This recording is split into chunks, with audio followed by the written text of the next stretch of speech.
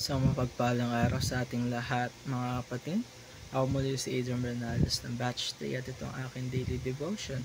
At ngayong araw ay pag-uusapan natin ay kung ano ang espiritual na pakikipaglaban o principalities and powers. At ang ating Bible verse ay mula sa Ephesians chapter 6 verse 12.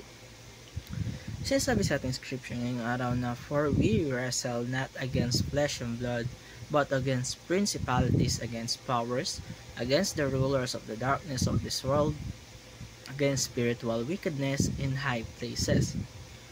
Mga kapatid, ibig sabihin nito ay ang tunay na laban natin ay hindi lamang laban sa tao, kundi laban sa ating kapitbahay, sa opisina, kahit sa mga taong galit sa atin, dahil ang tunay na kalaban natin ay nasa mga spiritual na pwersa ng kasamaan na gumagalaw sa ating mundo.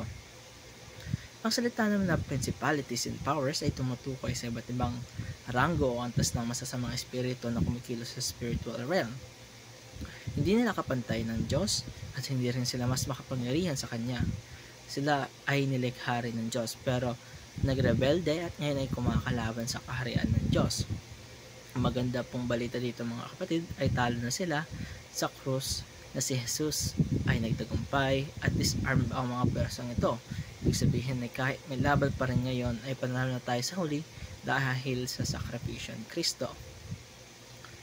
Kagaya na sinasabi sa ating teaching ngayong araw mga kapatid na unang-una, Jesus wages war against the demonic forces. Patuloy na nakikipaglaban si Jesus sa pamamagitan ng kanyang salita at sa pamamagitan natin bilang kanyang mga anak. Hindi lang siya nakipaglaban noon, pero hanggang ngayon ay siya ay lumalaban para sa atin. Siya ang ating commander sa spiritual na digmaan. Kalaway, demonic forces will not give up without a fight. Hindi sila sumusuko agad na kahit alam nilang talo na sila ay susubukan pa rin nilang linlangin, takutin at i-distract tayong kanyang mga manampalataya sa ating manampalataya sa Diyos. Kaya minsan mga kapatid, ramdam natin bigat ng trials at temptations kasi gusto nilang mawala tayo sa focus kay Lord o mawalan tayo ng panampalataya sa buhay. At ikatatlo ay God provides armor for offense and defense.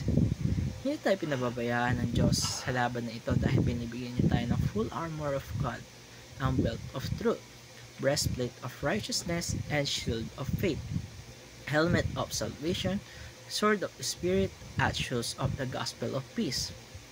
Lahat ng ito ay para makalaban tayo, hindi naman para mapagtanggal natin ating sarili, kundi para tayo magtagumpay laban sa masasamang or evil forces ng ating mundo. At dito nagtatapos ang aking daily devotion. Maraming salamat sa panonood.